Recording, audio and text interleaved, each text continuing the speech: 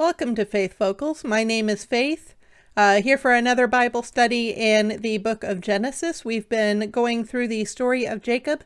The last time we were here, the last time I made a video, we looked at how Jacob had been serving his uncle Laban for about 20 years, and God told him it was finally time to return home. And Laban didn't like that idea because Jacob was taking his rightful due, the payment that he should have received for his service. He had agreed with Laban to work for 7 years in order for the privilege of marrying Laban's daughter. Laban pulled a switcheroo, so Jacob got the wrong daughter, so he worked another 7 years for the right daughter. And then he, quirky, ancient Israel, polygamous culture going on there, so nobody thought that was a bad idea. Then 7 years after that, Jacob worked again so that he could earn the wealth that he needed to provide for his family. Laban tried to change his wages, apparently several times, but God kept blessing Jacob so that the sheep that he was raising were colored in the way that they both agreed that sheep born with those colors should go to Jacob. So God was blessing Jacob because he'd already made a promise to Jacob's grandfather Abraham and to Jacob's father Isaac and to Jacob also. And we're going to look into that a little bit because I think it's going to be very important to today's story to kind of get a fresh recap in our minds about Jacob's relationship with God and this blessing that God has been promising Abraham, Isaac, and Jacob. Jacob has seen some benefit from this blessing. God has been benefiting him, blessing him with the sheep herding going very well, to the point where Laban was upset that Jacob was leaving because he was taking the flocks with him, was taking the daughters that he had married with him, and all of the children that Jacob had by those daughters with him. So Laban felt like he was losing something from Jacob leaving him, even though God told Jacob it was time to go. So Laban didn't really have much of a leg to stand on with God in that situation. After Jacob and Laban finally smoothed things over, and Laban was made to understand Jacob had to leave, it was God's will for him to go.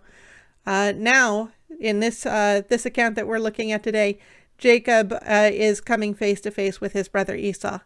And if you remember from our previous videos, Jacob, the last time he saw his brother Esau, I'm not even sure if he saw Esau after I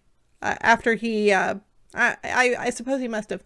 Jacob deceived Isaac, their father. Isaac was blind. Jacob was able to impersonate Esau so that he could receive the blessing that Isaac was going to give to Esau.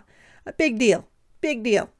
And so Esau was angry enough to kill Jacob. So let's go back to the beginning. Let's get back to this blessing, and we'll catch up. We'll catch up instead of me rehashing it twice. Let's go back to the very beginning when Jacob was born. So it tells us Isaac prayed to the Lord for his wife. Her name was Rebekah, because she was barren. And the Lord granted his prayer, and Rebekah, his wife, conceived. It's a good thing, because God had promised Abraham that his offspring would inherit the land of Canaan. And if Isaac, who was Abraham's chosen offspring, I should say, God specifically pointed to Isaac and said, this is the guy who's going to inherit the blessing. So if Isaac didn't have any offspring, then there wouldn't be much point to the blessing. Sure, one man owns the nation of Canaan, except nobody agrees to it, and he's not strong enough to confront anyone and stake a claim. Not that he has the personality to anyway. Isaac and Abraham were pretty peaceful in the regions in which they lived. But it's kind of important for Isaac to have offspring that this blessing is going to be passed on to, that's going to multiply and become a nation in their own right.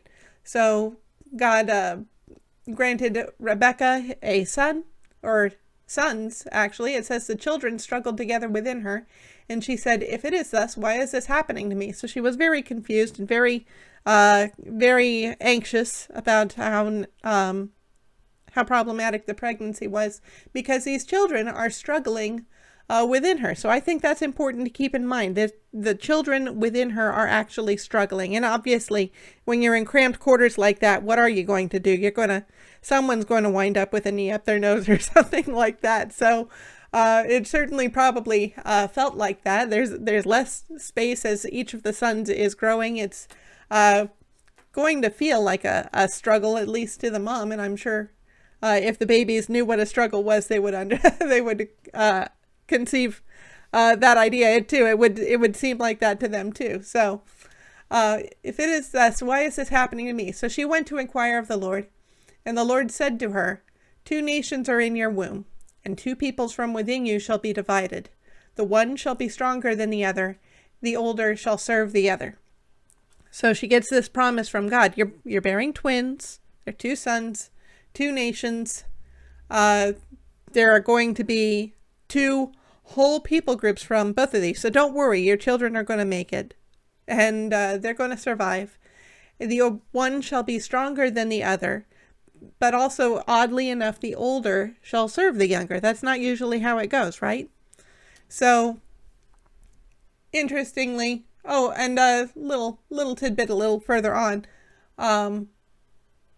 we find out that the first one, the oldest one, Esau, had his distinctive appearance, so he gets a name, Esau, that kind of carries the idea of being red. And then afterward, his brother came out with his hand holding Esau's heel. So the second child has a grip on his brother's heel and is on his way out that way, is kind of getting some help to get out. So his name was called Jacob, and these footnotes are kind of handy. It means he takes by the heel or he cheats. Another way I've heard this name defined is supplanter.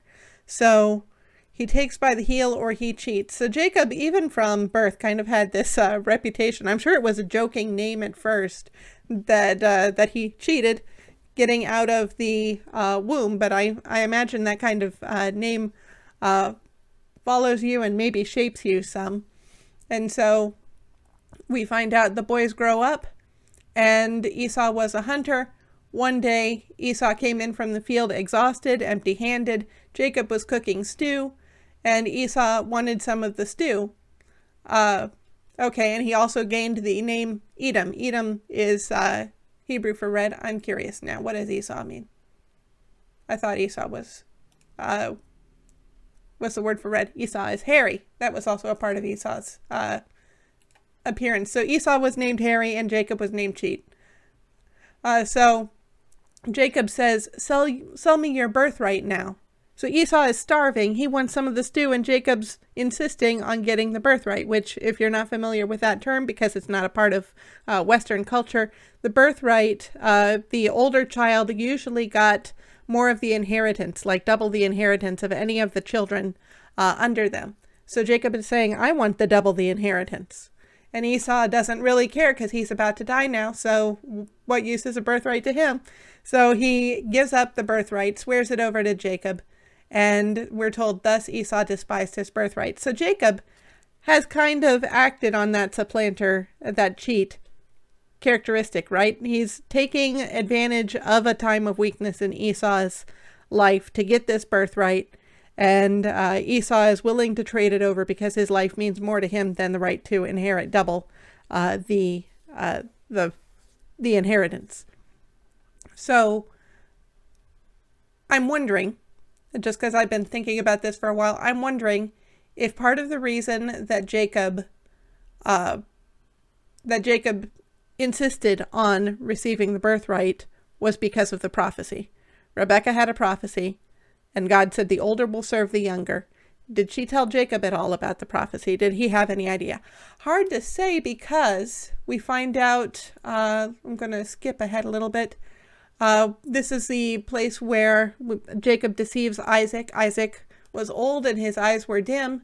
He called Esau. He said that he was going to give Esau a blessing, that my soul may bless you before I die. He told Esau, go hunt an animal and make the venison that I enjoy so that I can eat it and bless you before I die. Rebecca overheard this, And I'm thinking Rebekah was thinking about that prophecy. But I don't sense that Isaac was thinking about the prophecy, and I'll tell you why. Because when Esau is off hunting, Jacob takes Esau's place. Rebekah overhears Isaac offering the blessing. She goes to Jacob and says, hurry up, dress like your brother Esau, put on some goat skins so you're as hairy as he is, and go and try to get that blessing from your father. Jacob said, behold, my brother Esau is a hairy man, I'm a smooth man. Perhaps my father will feel me, and I shall seem to be mocking him and bring a curse upon myself and not a blessing. And she arranges this thing, sets him up with goat skins and Esau's garments. And so when Isaac hears Jacob, he hears Jacob's voice, but Jacob says he's Esau, and his arms feel like Esau, and his clothes even smell like Esau. When he's hugging Jacob, apparently he's doing the smell test to make sure that it smells like the right one, and it sure does. So Isaac gives Jacob the blessing intended for Esau, and the blessing intended for Esau is this. See, the smell of my son is as the smell of a field that the Lord has blessed. May God give you of the dew of heaven, and of the fatness of the earth, and plenty of grain and wine. Let peoples serve you, and nations bow down to you. Be Lord over your brothers, and may your mother's sons bow down to you. Cursed be everyone who curses you, and blessed be everyone who blesses you. So he thought he was giving the blessing to Esau. And he says, be Lord over your brothers. I'm sure that's a loose term, because Esau only had one brother, and that was Jacob. Likewise with Jacob, only one brother. So I'm sure it's kind of your kinsman would probably be the idea. Kind of like your mother's sons. Rebekah only had two sons, Jacob and Esau. But the offspring, I guess, like your nephews, that kind of idea, your kinsman. So this blessing that Jacob got would have been Esau's. And Isaac was trying to make Esau the Lord over Jacob. But that's not the prophecy that Rebekah received. Rebekah received a prophecy saying that Jacob would rule over Esau, because Jacob was the second-born son. So I don't know. I'd like to be charitable and say that maybe Isaac just never got the message. Maybe Rebekah didn't actually give the message to Isaac. We do know that she told Jacob to try to get the blessing. So it makes me wonder if she had conveyed it to Jacob, maybe since he was the prophetic child, had she told Jacob that he was going to rule over Esau one day, would that have instigated Jacob to trade Esau for his birthright? And was that part of the reason why Jacob, who was at least 40 years old by this time, would agree to this deception? So he pulls it off. He gets this blessing. Esau is distraught. That was his blessing. And when Esau comes back and finds out that Jacob tricked Isaac, he asks Isaac for another blessing. And Isaac says, behold, I have made him lord over you, and all his brothers I have given to him for servants, and with grain and wine I have sustained him. What then can I do for you, my son? Esau said to his father, have you but one blessing, my father? Bless me, even me also, O my father. And Esau lifted up his voice and wept. Then Isaac his father answered him and said to him, behold, away from the fatness of the earth shall your dwelling be, and away from the dew of heaven on high. By your sword you shall live, and you shall serve your brother. But when you grow restless, you shall break his yoke from your neck. So that was the blessing, or curse, depending on how you look at it, that Esau received. And it says, now Esau hated Jacob because of the blessing with which his father had blessed him. And Esau said to himself, the days of mourning for my father are approaching. Then I will kill my brother Jacob. But Rebekah overhears a lot. The words of Esau, her older son, were told to Rebekah. Isaac doesn't hear so much, but Rebekah tells Jacob, you run. You go to my brother Laban's house, your uncle's house, marry one of his daughters, and I'll let you know when it's safe for you to come back. And then she tells Isaac, I don't want Jacob to marry the Canaanites in this area, just like Esau married a couple Canaanites. So send Jacob back to my homeland to find someone good to marry. and I'll be satisfied. So Isaac was on board with that. He didn't know that Esau was after Jacob's life. So Jacob runs from Esau. He's running for his life now. And on the way, he's heading north to Haran. He comes to a place that becomes known as Bethel. It was called Luz at the time that he arrived. He lies down, uses a pillow for his bed, and he has the famous Jacob's ladder dream. There's this ladder. Angels are going up and down the ladder, and God is there. And what God tells Jacob is, I am the Lord, the God of Abraham your father, and the God of Isaac, whom, by the way, God blessed both of those individuals with this blessing. He says, the land on which you lie I will give to you and to your offspring. Your offspring shall be like the dust of the earth, and you shall spread abroad to the west and to the east, and to the north and to the south, and in you and your offspring shall all the families of the earth be blessed. Very similar wording to what God had blessed Abraham with. In fact, when Isaac blessed Jacob, saying, let everyone who blesses you be blessed, let everyone who curses you be cursed, he was using the same wording of the blessing that God had given Abraham also. So he was passing on to his intention was to pass it on to Esau, but he was passing on his father Abraham's blessing. It's kind of like an heirloom, passing it on to his son. So God continues, behold, I am with you and will keep you wherever you go, and will bring you back to this land. For I will not leave you until I have done what I have promised you. So God's going to be faithful. He's made a promise to Abraham. He's made a promise to Isaac. He's now made a promise to Jacob, and he's going to bring Jacob back, give Jacob offspring, and they're going to, this is going to be their land. Then Jacob awoke from his sleep and said, surely the Lord is in this place, and I did not know it. And he was afraid and said, how awesome is this place? This is none other than the house of heaven, and this is the gate of heaven. So early in the morning, Jacob took the stone that he had put under his head and set it up for a pillar and poured oil on top of it. So he's anointing the stone. Anointing has a special religious meaning for that culture. He is making this stone set apart, sacred, holy. This is the place of the Lord.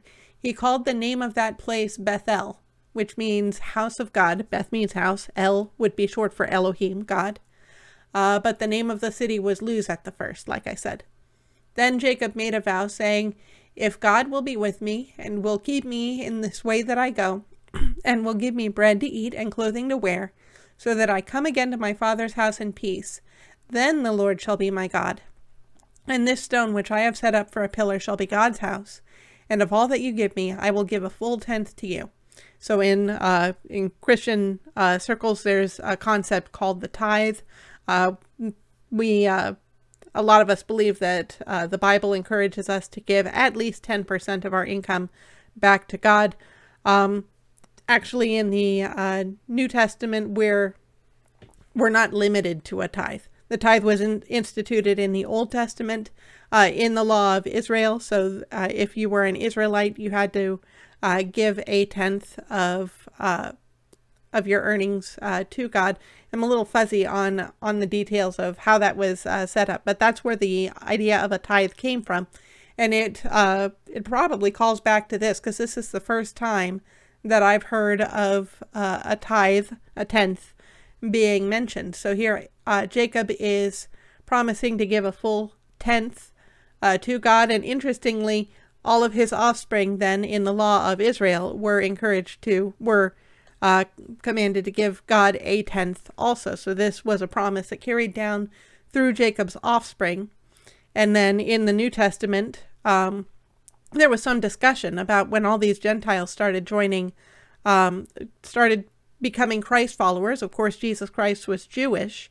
The concept of a Messiah was a Jewish concept. Jesus was the deliverer of the Jews. So do the Gentiles need to follow Jewish laws?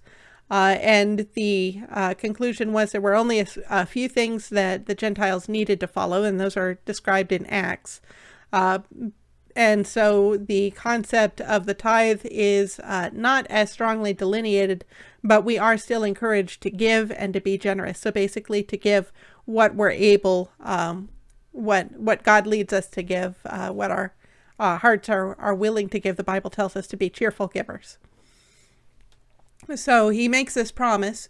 It's a conditional promise.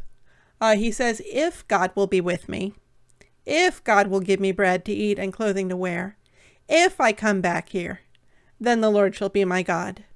So there's this reservation that it sounds like Jacob has. And he goes on, he finds his uncle Laban's house. He marries, he works for 7 years to marry Rachel, but he marries Leah because he was tricked. Laban maybe has some of the same genetics or influence that also got passed down to Jacob.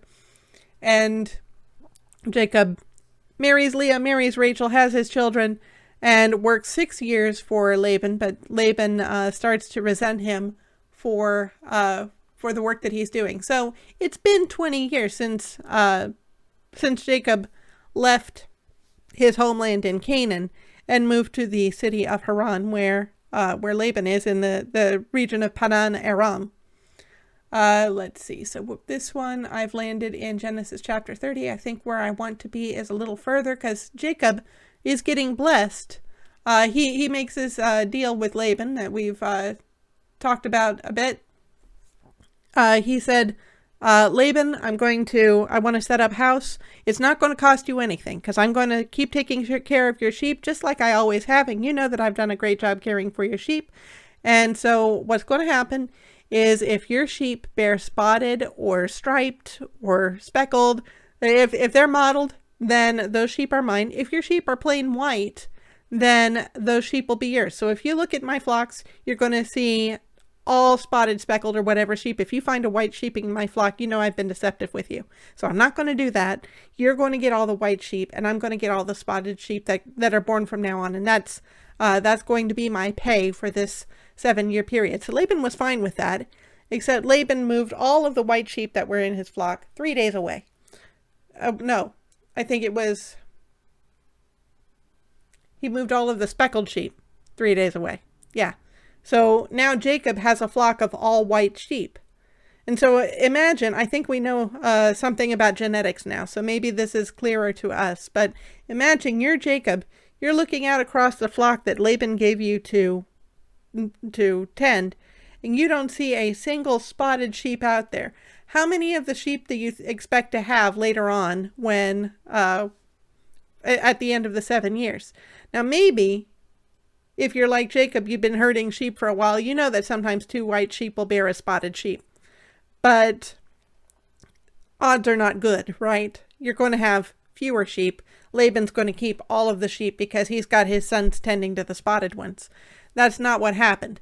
God blessed Jacob to receive spotted sheep, to be breeding spotted sheep.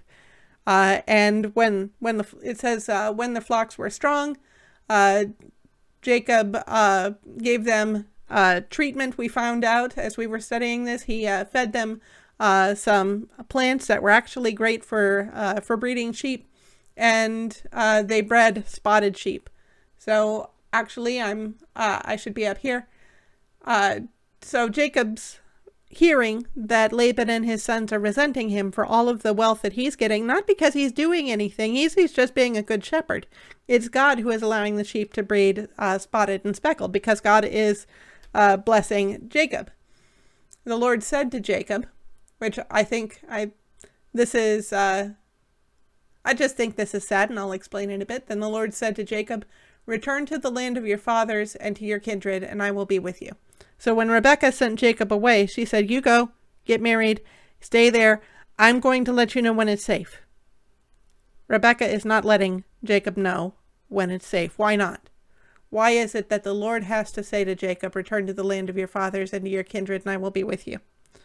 I did double check. I've mentioned this before, and I've had some doubts, but I did double check. Jacob never sees his parents again. So it appears to me that Jacob runs to Haran. He sets up in Haran, and while Jacob is gone, both of his parents, who are elderly, Isaac doesn't know when he's going to die. That's why he wanted to bless Esau. They both pass away. And Esau is still at that time holding a grudge, because otherwise Rebekah would have sent word to Jacob, "Okay, you can come back now." So that's not what happened. Esau's still holding a grudge against Jacob. He's still going to kill Jacob when Isaac and Rebekah pass away. So it's up to God to say, you need to go back home now. So Jacob explains this to his wives. He mentions that God gave him a dream. Then the angel of God said to me in the dream, Jacob. And I said, here I am. And he said, lift up your eyes and see. All the goats that made with the flock are striped, spotted, and mottled. That was the dream that Jacob had, was that God was providing him with the spotted and speckled. In reality, the goats and the sheep were white, but God's illustrating to Jacob that no, God is divinely allowing him to receive spotted and speckled offspring.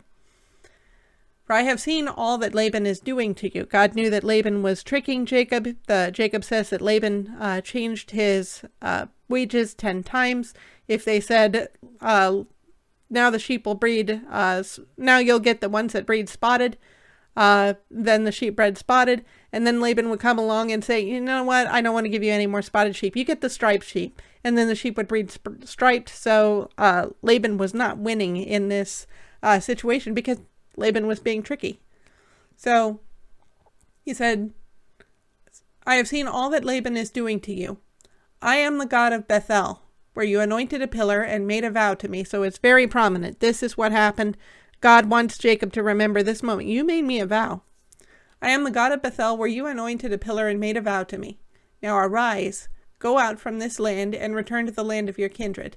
Now, what did Jacob say at Bethel? Let me see if I can quickly type my way back there. Jacob gave God some conditions. He said, if God will be with me and will keep me in this way that I go, and will give me bread to eat and clothing to wear, so that I come back again to my father's house in peace, then the Lord shall be my God. So if God will be with him and keep him, if he will give him supplies, and if he comes back to his father's house in peace. And it's understood that this means to his home, to the region where he came from. I think Jacob knew there was a chance that Isaac was going to pass away, and so he's meaning, I want to return back to my home, to my family, such as it may be, to my father's household, essentially. So what has happened since then? God says, God has this conversation with Jacob. He's saying, Jacob, I'm still with you. I'm taking care of you. I'm giving you a lot of wealth. You've got a lot of sheep now. I've been blessing you a lot.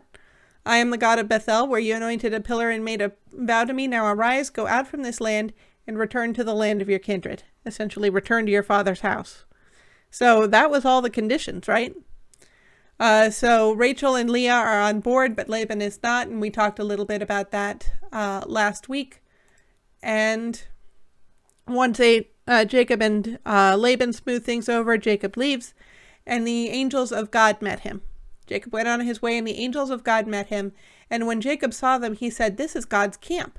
So he called the name of that place Mahanaim, which means 2 camps. I guess 1 camp for Jacob and 1 camp for God and the angels. So this kind of is familiar, right? It's like when Jacob saw the angels coming up and down out of heaven, and Jacob said, this is the place of God. And so he called it the house of God, Bethel, right? So now he's calling this place 2 camps.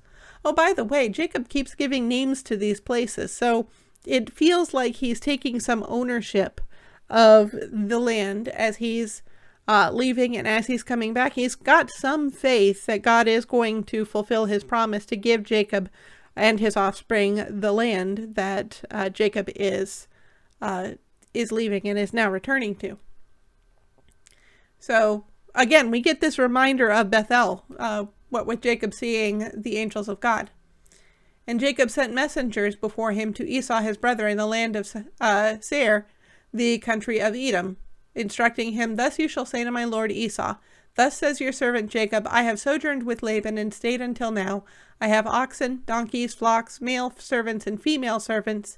I have sent to tell my lord, in order that I may find favor in your sight. Because the last thing Jacob knows, Esau was out to kill him, right? And Rebekah didn't send word to come back. And Jacob knows that she was old and Isaac was old, so she's not going to be sending word to come back. If God has to let him know, then he probably can put two and two together and realize that they've gone. He's returning to his father's household. Esau would be the only surviving brother. That's the one who's going to be waiting for him. Jacob ran for his life from Esau at first, and now the only one left to greet him is his would-be murderer. So that doesn't seem great. But God's telling him to go back. He's got to go back. Is God telling him to go back because it's safe now? So he's sending word to Esau, trying to feel out, is it safe to come back? Has Esau forgiven him?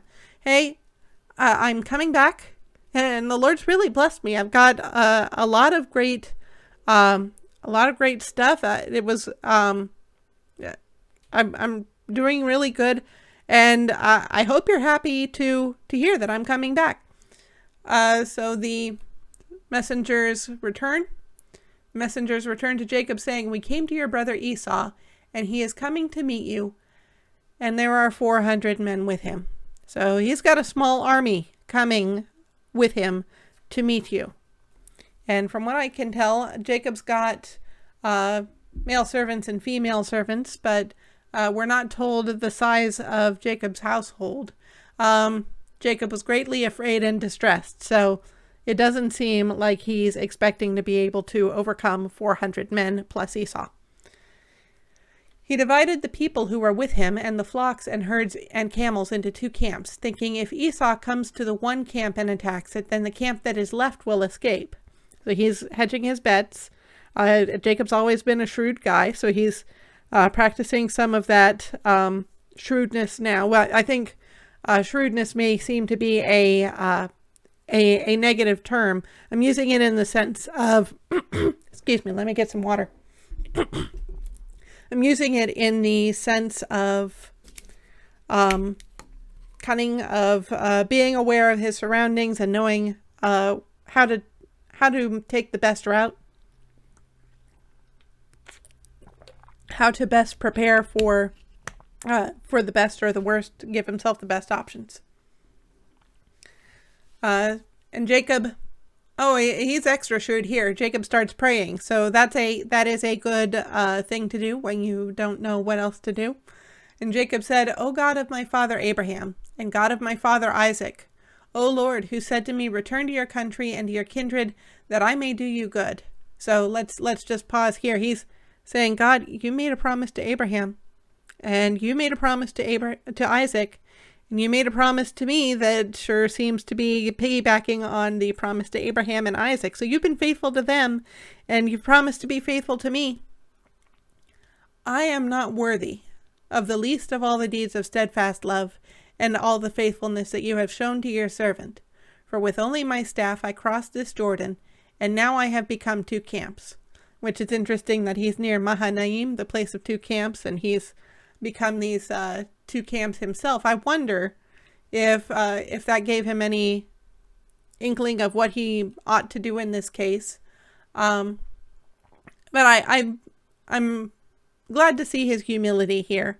He's recognizing everything that he has is given to him by God. It's God has been blessing him as he's facing Esau. Please deliver me from the hand of my brother, from the hand of Esau, for I fear him, that he may come to attack me, the mothers with the children.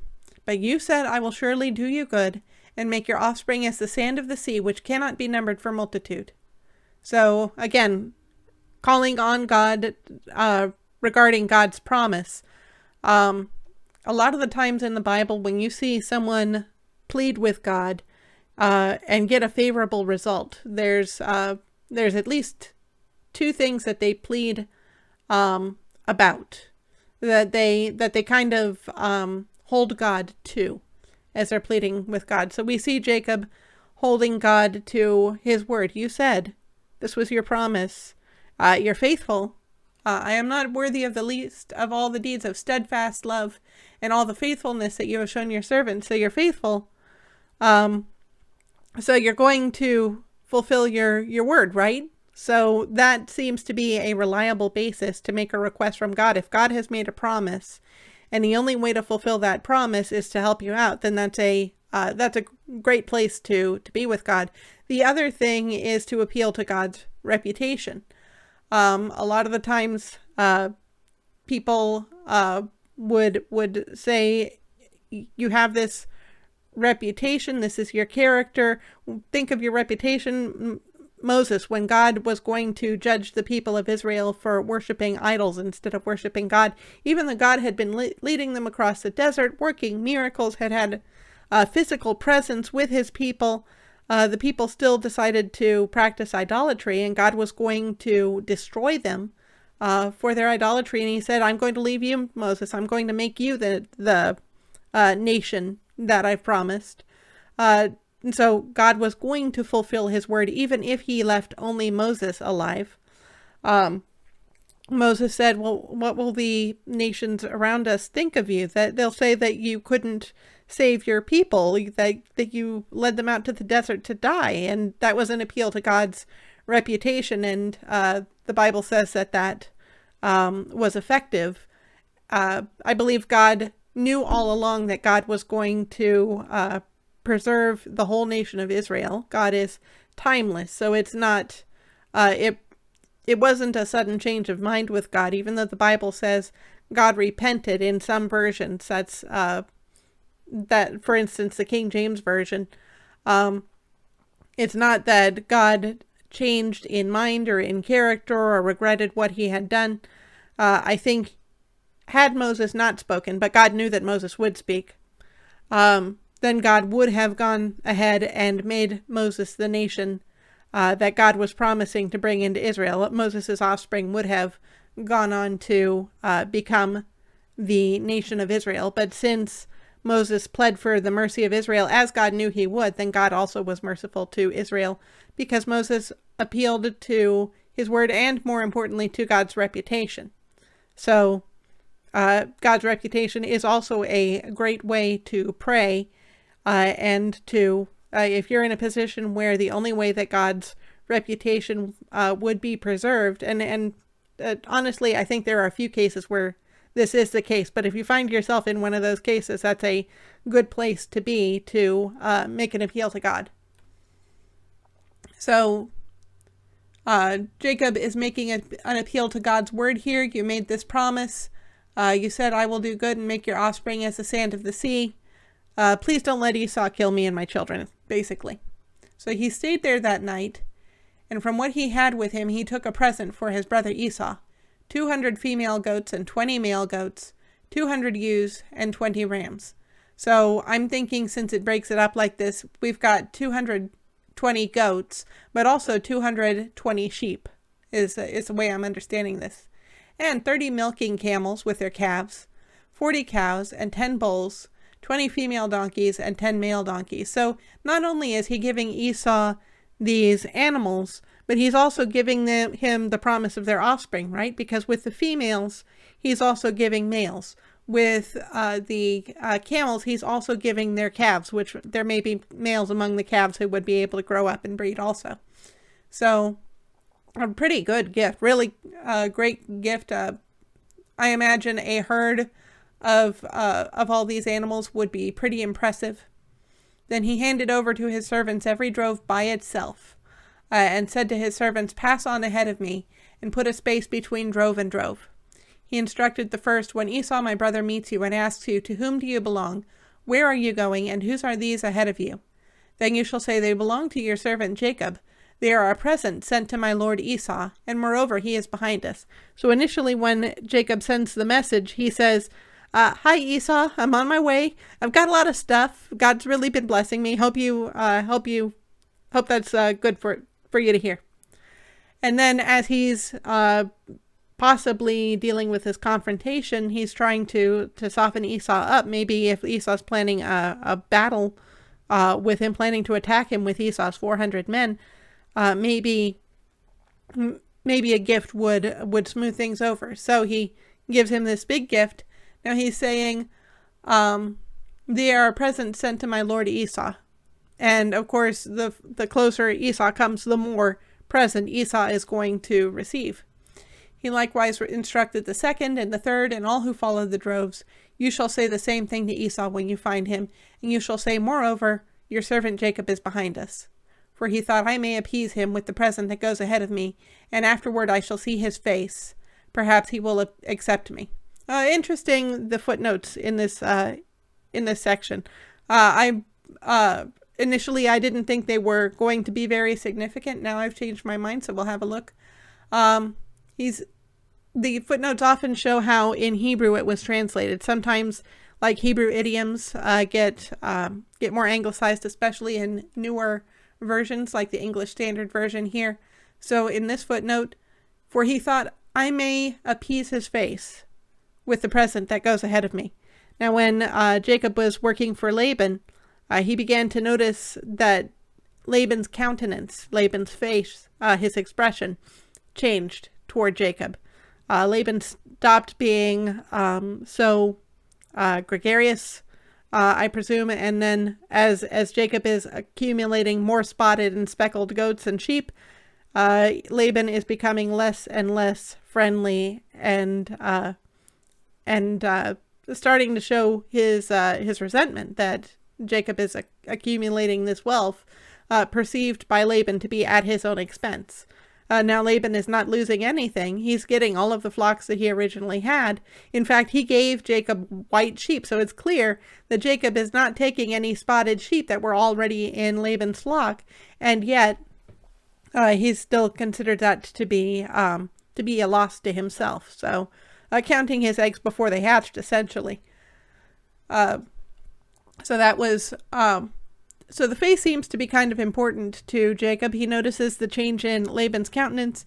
He says, I may appease Esau's face with the presence that goes ahead. Maybe Esau will look a little brighter when he sees me after receiving my gifts. And afterwards I shall see his face. Perhaps he will lift my face. So this word face gets used an awful lot here. So, of course, Jacob is expecting to come to Esau with humility, kind of low. He's not going to try to make any waves. Perhaps Esau would then say something that would let Jacob know, yeah, it's safe to look up, to see Esau as a man. It's safe to see Esau as a brother and to be encouraged rather than to not know where he is in the situation. So the present passed on ahead of him, and he himself stayed that night in the camp. And then something weird happens. The same night, he arose and took his 2 wives and his 2 female servants and his 11 children and crossed the ford of the Jabbok. So he's crossing a river. He's coming down from the north to the south. And I was looking at some maps for the region of Mizpah. I'm not sure how to pronounce it. Mizpah, Mizpah. And it seems to me like a lot of the maps put Mizpah south of the Jabbok. So it makes me think that he had already crossed that river. And now it says he's taking his 2 wives, his 2 female servants, and his 11 children and crossing the ford of the Jabbok. 11 children, 11 sons. He did have a daughter in addition, so I can see why they're clarifying that this is sons. So it would be his 11 sons and his daughter, Dinah. So it seems like they had already crossed the river, as far as I can tell, unless the maps are wrong about where Mizpah is. And now he's crossing back, probably to put some sort of barrier between Esau and those 400 men, if possible, to protect himself and his family. He took them and sent them across the stream and everything else that he had. And Jacob was left alone, and a man wrestled with him until the breaking of the day. So this is sudden. Jacob is alone, and some man shows up and wrestles with him. So I'm trying to think through what that meeting was like. Jacob is alone, and this is overnight. It's until the breaking of the day. So this man shows up, and from what I can tell, it doesn't look like there was any conversation. There's nothing spelled out there. It's kind of like this man shows up and they start wrestling immediately. So that's odd. I'm thinking, I'm just speculating because the Bible doesn't tell us who started this, but I feel like if I were in Jacob's position, I was kind of anxious for my life and my safety, and met a stranger out in the middle of the wilderness, I wouldn't endanger myself and start a fight with him. I'd probably try to be appeasing or appealing, say hello, let him pass on his way. So it makes me think that maybe the man started the wrestling. I'm just not sure. It doesn't tell us who started it. And the man wrestled with him until the breaking of the day. When the man saw that he did not prevail against Jacob. This word prevail becomes interesting here. Let's have a look. That he had not prevailed against him. He touched the socket of his thigh. Okay. So, Yakol. I want to see if this comes back in a bit, but I'm thinking this is not the word that I was looking for. I'll show you which word I was looking for in a second. So there we go. We're going back. So when the man saw he did not prevail against Jacob, he touched his hip socket, and Jacob's hip was put out of joint as he wrestled with him. So this word touched here, I saw it down lowards, a word naga. It's translated touched in a lot of places. In some cases, it's also clear that it refers to being struck, but not all the time. We had the story earlier of Abraham and Sarah, and Abraham asked Sarah to say that she was his sister instead of his wife because he was afraid if everyone saw that this beautiful lady was Abraham's wife, they might try to kill him so that she'd be available. Well, since she was saying she was his sister, the king Abimelech, thought she was available, took her into his home, and then God intercedes and tells Abimelech, you're a dead man for having this woman in your house. And Abimelech says, I haven't touched her. And God said, yeah, I didn't let you touch her. And that word touched is the same word, naga. So in some cases it might mean struck. In some cases it might be touched, just the normal word. And in some cases it has a little more innuendo to it. So this clearly is either a normal touch or even a strike. But I think the translators are being careful here because this is a strange situation. Jacob is fighting this man. The man is able to put Jacob's hip out of joint as Jacob wrestles with him. Then he said, let me go, for the day has broken. And I'm thinking if I had a hip out of point, I'd let go at that point also. But Jacob said, I will not let you go unless you bless me. So Jacob is being very, the word was on the tip of my tongue. He is not letting the pain deter him. I'm sure he would have been in a great deal of pain. He's dedicated to this fight until this man blesses him, which I think is interesting. I'll spell that out in a bit. And he said to him, what is your name? And he said, Jacob.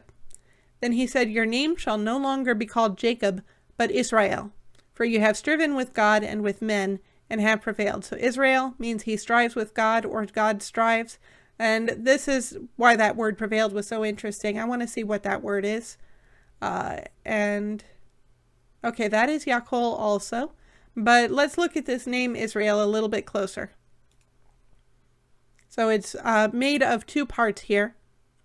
We have this word, we'll have a quick peek, El, short for Elohim. So this is the word God. And then the other word that this is made of, let's go back. There we go. Sarah. Sarah, contend, have power, contend with, persist, exert oneself, persevere. So with that idea, persevere or have power to prevail. That's what I was expecting to see when I found Yakol. So apparently some difference there, but this becomes a part of Jacob's new name. Jacob is no longer Jacob, according to this strange man. You're no longer be called Jacob, but Israel. Also, there's a word in Israel, is, or I think it's ish. That would be the word man. So Ish, Sarah, El. So we've got man, contend, God, for you have striven with God and with men and have prevailed. Then Jacob asked him, please tell me your name. But he said, why is it that you ask my name? And there he blessed him. So Jacob called the name of the place Peniel, means face of God. If you've ever heard the Yiddish phrase, Shena Punim, a lot of times grandmothers may use this phrase with their granddaughters. Means pretty face, Shena Punim.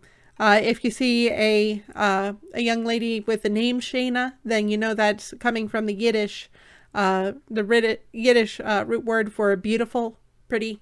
And then Punim seems like it comes from the same root word here for pen, or Peniel means the face of God. So Jacob called the name of that place Peniel, saying, for I have seen God face to face, and yet my life has been delivered. And it's pretty clear in the Bible that it's understood that if you see God face to face, you should be dead. That should not be something that you survive from. And there are cases where people say, oh no, I've seen God, I'm going to die. And then they have to reconcile with themselves, no, that God's got a plan for them, so they're not going to die. So here's Jacob going through that, going through those thoughts. I have seen God face to face, and yet my life has been delivered. So Jacob, now we kind of understand why Jacob stuck to this battle, right? Because here he is. He had this prophecy, and God seems to have been backing up this prophecy that God's going to give Jacob the promise that was due to Abraham and to Isaac. It's going to be inherited by Jacob. So Jacob's been expecting this blessing from God. He's going to inherit the land. He's going to rule over his brother Esau.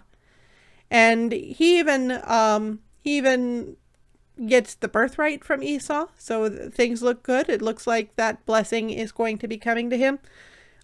His mother helped him to deceive Isaac. So he got the blessing from Isaac, and that was significant. Esau was now ready to kill him for that. Everyone recognized how significant it is that Jacob got that blessing. And then Jacob had to leave. Jacob left Canaan. That was not part of the blessing, was it? He was supposed to stay in Canaan. He was supposed to inherit Canaan. It was supposed to be for him and his offspring. And now he has to leave. And Esau is stronger than he is. And Esau is going to kill him. Esau is not being ruled by Isaac. Esau is in the position of power there. So Isaac then goes to Laban's home, and he's accumulating wealth. God is blessing him. God is standing by God's promise. That's great. But he's away from home, and when he leaves Laban comes after him because Laban doesn't want to lose the property and the access to his daughters and his grandchildren that he had before.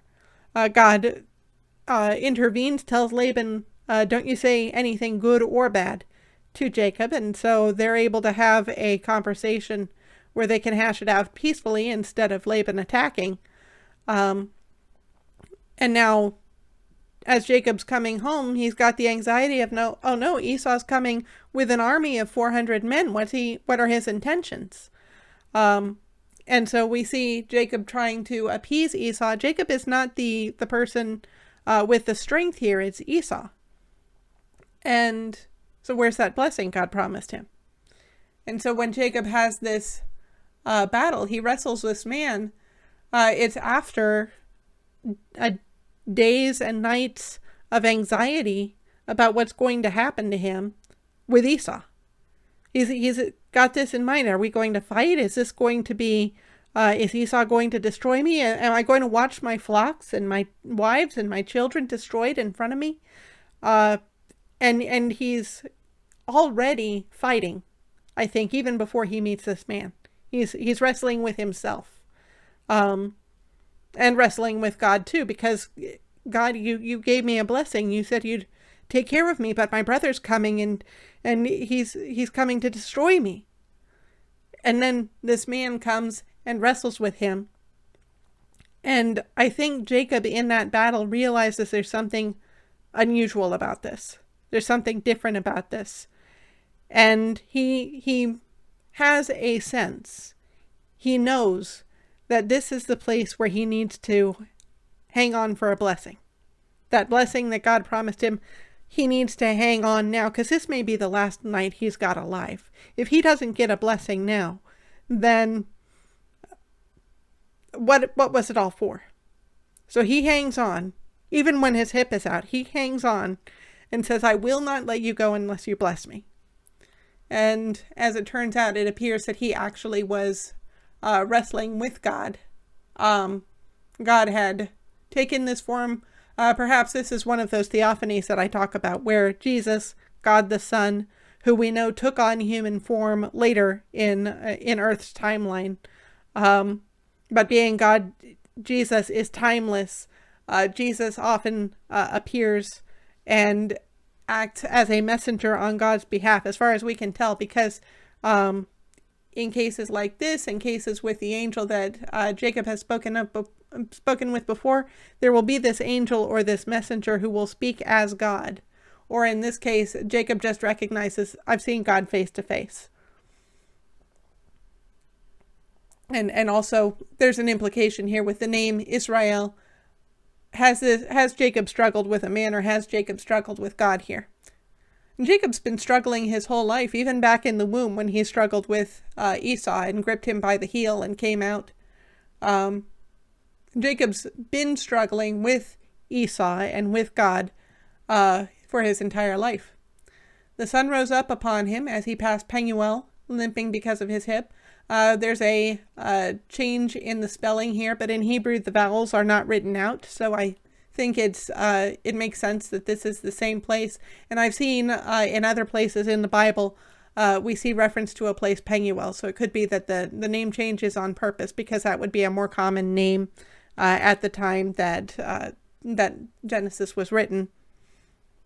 He's limping because of his hip, so definitely came away from that with not the better, physically speaking. If he was not prepared to face Esau now, how much more prepared is he to face Esau with a limp? Therefore, to this day, the people of Israel do not eat the sinew of the thigh that is on the hip socket, because he touched the socket of Jacob's hip on the sinew of the thigh. So at the time that this writing was, that this book was written, there was a tradition among the Hebrew people in honor of Jacob because of this account. Moses was telling the Hebrew people, this is where you get that tradition from. And Jacob lifted up his eyes and looked, and behold, Esau was coming, and 400 men with him. So he divided the children among Leah and Rachel and the 2 female servants, and he put the servants with their children in front, then Leah with her children, and Rachel and Joseph last of all. So with these, when we were reading before in Genesis 28 and Genesis 30, we saw how Rachel wanted children, but God allowed her to be barren at first. And Leah, who was the unloved wife, Jacob loved Rachel, she was bearing children, and she was thinking, maybe God will give me my husband's heart because I've got all these children for him. And so she had about 4 kids, and then she stopped giving birth. And Rachel told Jacob, you have relations with my servant. That was the done thing back then. I don't think it should have been done, but that was how they were doing it. If you were a handmaid to the wife, you could wind up in a relationship also with the husband in lieu of the wife. Rachel was saying, you have intercourse with my handmaid, and then her children will count as my children. So her handmaid Bilhah had 2 children, and then Leah had stopped giving birth, so she told Jacob, you have relations with my handmaid, who was Zilpah. And Zilpah had 2 children, and then Leah started bearing children again. And then finally God allowed Rachel to have a son named Joseph by this time. And so these 2 servants each have 2 children. Jacob probably doesn't care as much about the servants as he does his actual wives. They've got a lesser amount of children, so there will be less loss. Terrible as that would be, I'm sure he doesn't want to lose anybody, but less loss to if something happens to these children. So they go first. And then Leah with her children, because she's got 6 children, and I think she's the mother. Yeah, she's the mother of Dinah, if I'm not mistaken. I'm going to quickly jump back and see.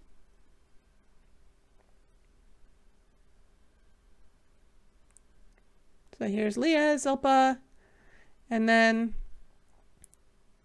she conceived and bore Jacob a 5th and a 6th, and she bore a daughter and called her name Dinah. There we go.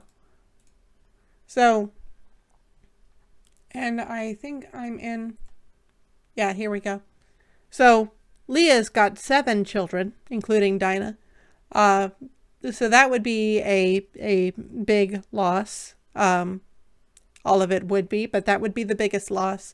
But Jacob really feels for Rachel. That's the wife he's always wanted. That's the wife of his heart. And God has allowed her to have 1 son.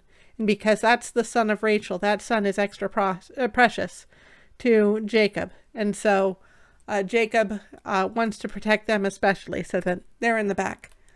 He himself went on before them, bowing himself to the ground 7 times until he came near to his brother. So it's clear from Esau's perspective that Jacob is abasing himself. Jacob is not taking the lordship, leadership role that was promised in the prophecy, right? But Esau ran to meet him and embraced him and fell on his neck and kissed him, and they wept. All that anxiety apparently for nothing. So what a blessing that Esau apparently didn't hold the grudge any longer at this point. And when Esau lifted up his eyes and saw the women and the children, he said, "Who are these with you?" Jacob said, "The children whom God has graciously given your servant." Then the servants drew near, they and their children, and bowed down. Leah likewise and her children drew near and bowed down. And last Joseph and Rachel drew near, and they bowed down. And come to think of it, Leah's oldest child was Reuben. He would have been probably about 13 years old about now, so that gives you the age. And I'm figuring that because Jacob worked for Laban for 7 years to get Rachel, and on his wedding day there was a switcheroo where he married Leah. So assuming that that they had kids pretty close to immediately, and between Leah and Rachel in the first 7 years, they had all these 11 kids.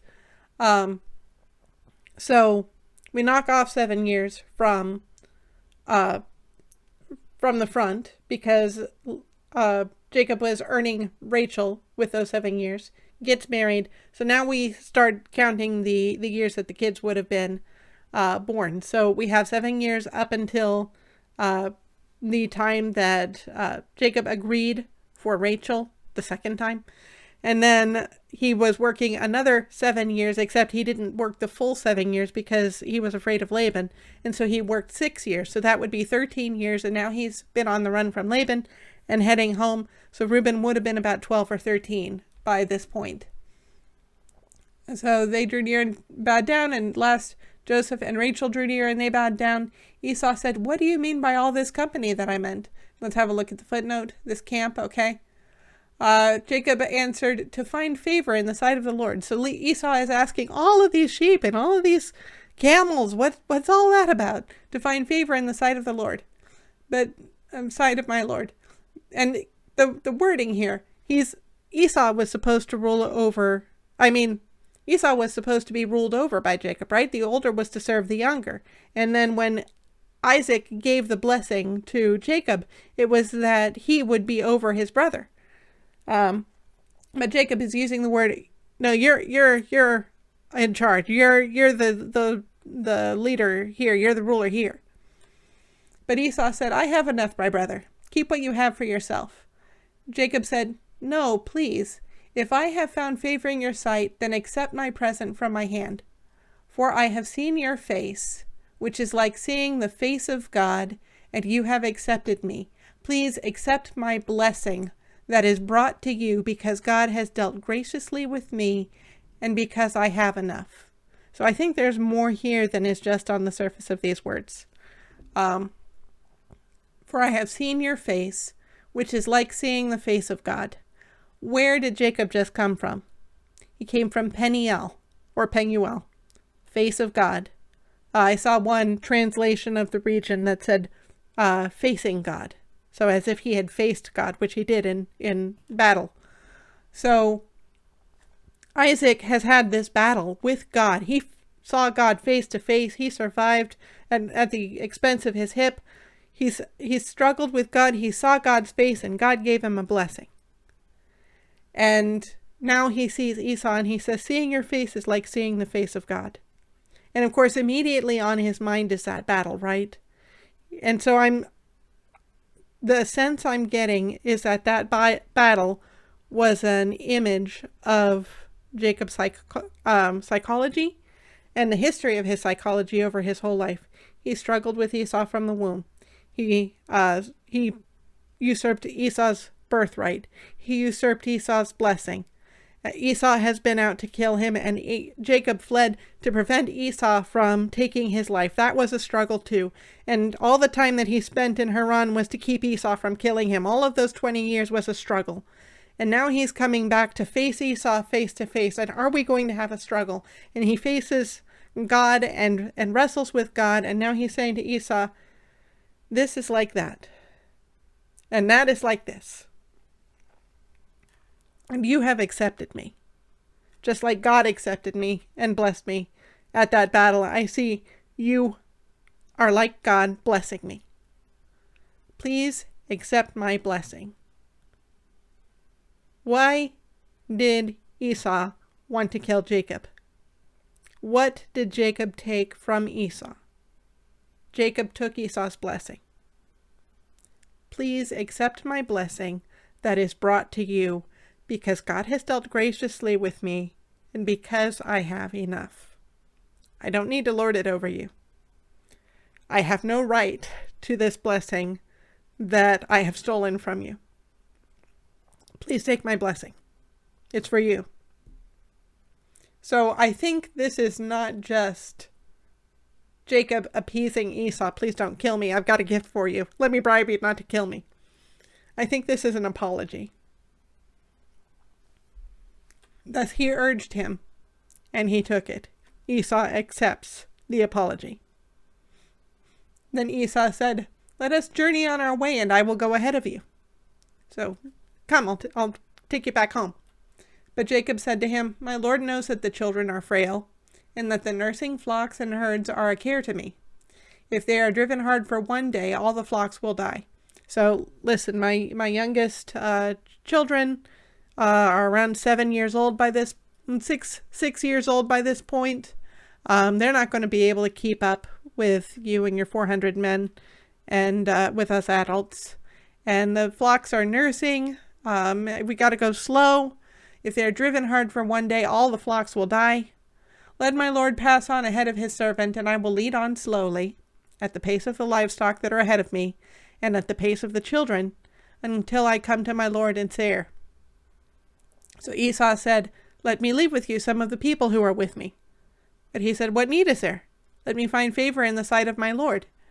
So Esau returned that day on his way to Seir.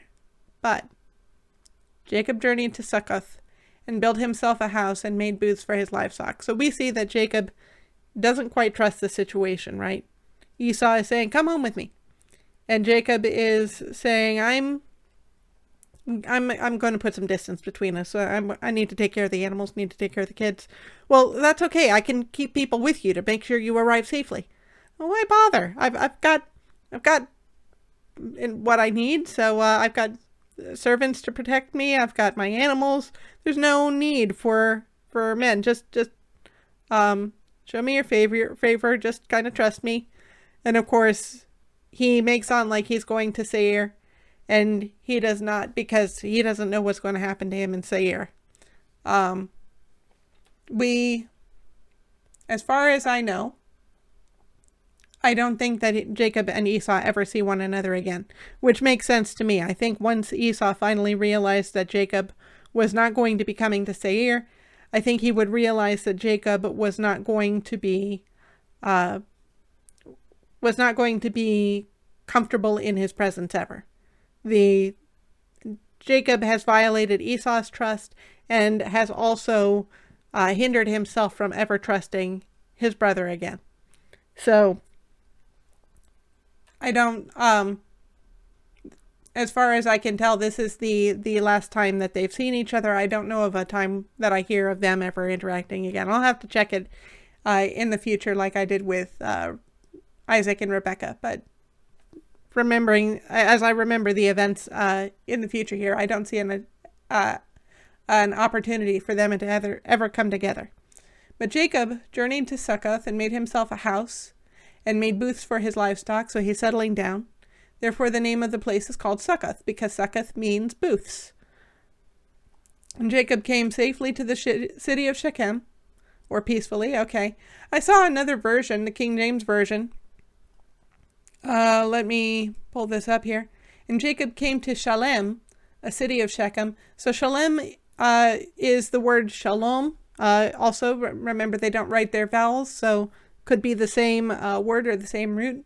It means peace. So I can see why it's saying, and Jacob came peacefully to the city of Shechem. That's probably a better understanding of the word here, which is in the land of Canaan, on his way from Padan Aram, and he camped before the city. So let me pull up a map here.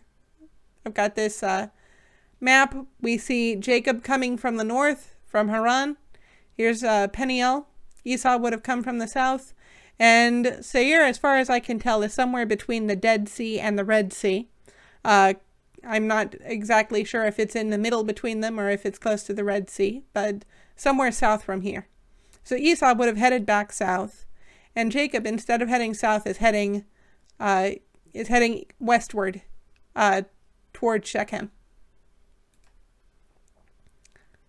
And from the sons of Hamor, Shechem's father, so this is early enough that the actual founders of the city still live there. Hamor is the father of Shechem, and the city was named after Hamor's son. So from the sons of Hamor, Shechem's father, he bought for 100 pieces of money the piece of land on which he had pitched his tent. So unit of money, so we know exactly what the word for that was. There he erected an altar and called it El Elohi Israel, God, the God of Israel. So that's significant to me because when Jacob had this battle with God, he received a blessing, but we don't ever find out what that blessing was, except the next day Esau regards Jacob favorably. And I guess maybe the reasoning is, why would God give you a blessing if you're not going to survive to benefit from it? But there's a pattern that I think it's broken in the battle.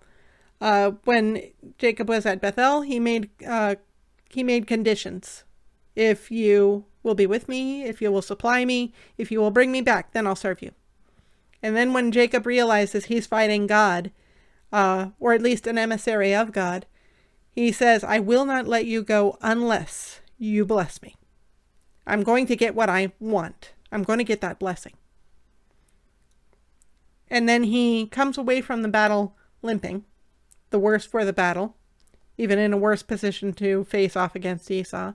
Fortunately, Esau regards him favorably. And now Jacob is setting up his own place, giving it a name.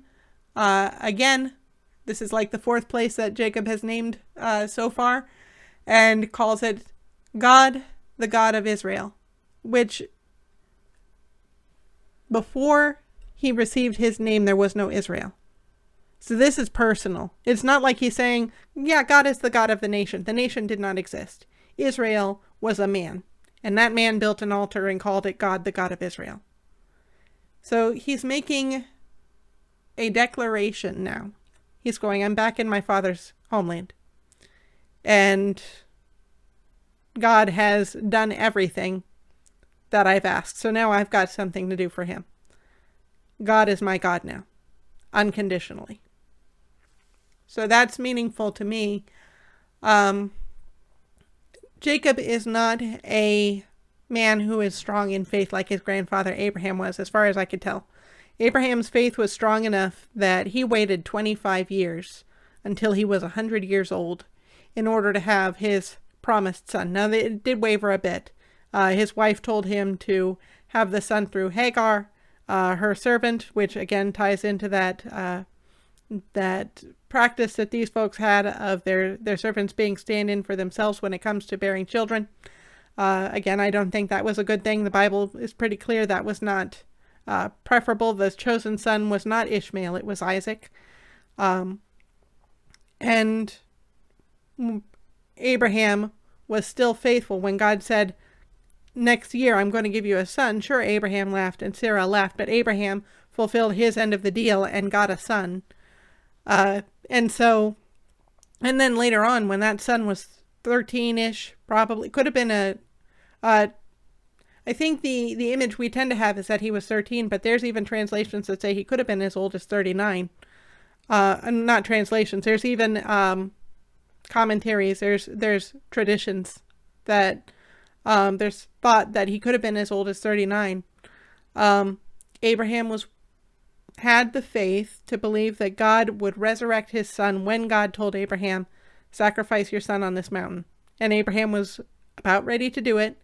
And Isaac was submissive to it. Even though by that time he would have been old enough to fight off his 113-year-old or 139-year-old father. We don't see that happening. And it's God who stops Abraham from that sacrifice, because Abraham had the faith. God said this was the chosen son, and if I kill my son now, God's going to have to bring him back in order to make that promise come true. Jacob's not like that. Jacob says, God, I'm going to need to see proof. I'm going to need to see you fulfilling your end of the bargain before I'll fulfill mine. And given that Jacob has been known to be a supplanter, I think humanly speaking, anyone would be saying, no, I've got to see proof before I trust you. But Jacob's not a supplanter anymore. Now he is the one who struggles with God, which he's done all along. Struggled with God, struggled with man, and now God's won. Jacob got his blessing. Jacob won the battle, but God won the war. And now Jacob is making his declaration. I should call him Israel. Israel is making his declaration, God, the God of Israel. Of course, throughout the Bible, we do see Jacob show up pretty often, because Israel gets used as the name of the nation that is the offspring of Jacob. So Jacob's name comes up pretty often. But from this point on, he's Israel. That's his name. Okay, so that is where I'll wrap it up. I really quickly, I was talking to someone about this, and they mentioned if Jacob had faith in God, had been a little bit more like his grandfather, what could have been avoided? If Jacob had not been anxious, had not been worried about his flocks, he wouldn't have had to give hundreds of animals to his brother Esau, maybe, because that was inspired by anxiety. Because God had told Jacob that God was going to bless him. So Jacob just needed to trust God, because God had already been giving evidence that God was going to bless him. That's where all the animals came from in the first place.